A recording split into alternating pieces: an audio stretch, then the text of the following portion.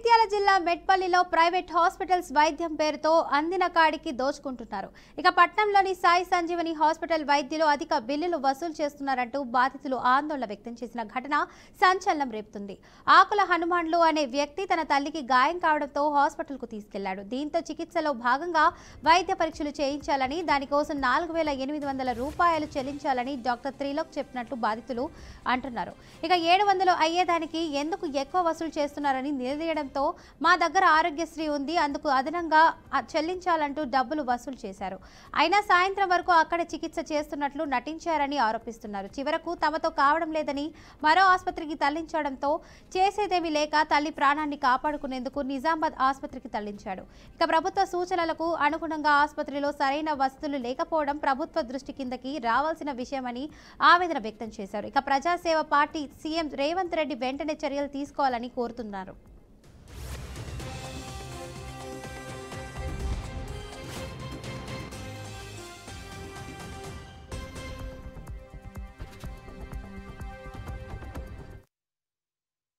మా తల్లిగారైన ఆకుల గంగు గారికి కింద పడి కాలు విరిగిపోవడం జరిగింది. ఈ విషయమై మెట్పల్లిలోని సాయి సంజీవని హాస్పిటల్ త్రిలోక్ డాక్టర్ దగ్గరికి తీసుకుపోవడం జరిగింది.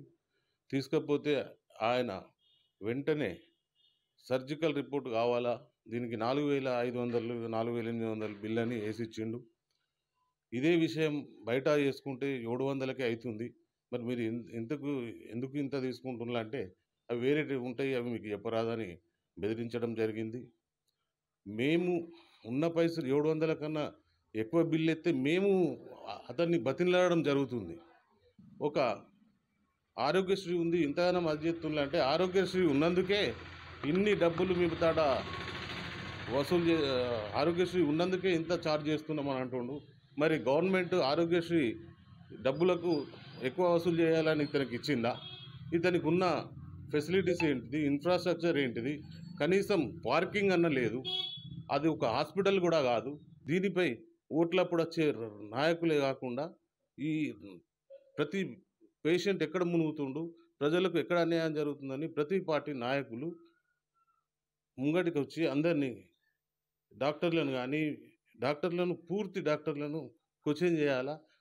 పబ్లిక్ పేషెంట్ను బయట కూర్చుండబెట్టి కావాలని లోపలికి పిలుచుకోకుండా మాట్లాడకపోవడం, దీని మీద ఎంత నరకం అనుభవించిందంటే సాయంత్రం దాకా పేషెంట్ను పొద్దున ఒకటంగా పోతే సాయంత్రం దాకా దింపిండు. అమ్మ నొప్పులతోని ఆ పెయిన్తోని భరించలేకపోతుంటే దాన్ని పట్టించుకోకుండా వాడు డబ్బులు ఎట్లా గుంజాలనే దాని మీదనే దృష్టి సారించి లాస్ట్కు చివరకు నాతో కాదు అని మన హైదరాబాద్ అన్న నిజామాబాద్ అన్న పంపుతా అని వాళ్ళకు సంబంధించిన డాక్టర్లకు రెఫర్ చేస్తే మా ఇష్టమున్న కాడికి మేము పోయినాం. మా అమ్మకు నొప్పులతో బాధపడేటట్టు చేసిండు.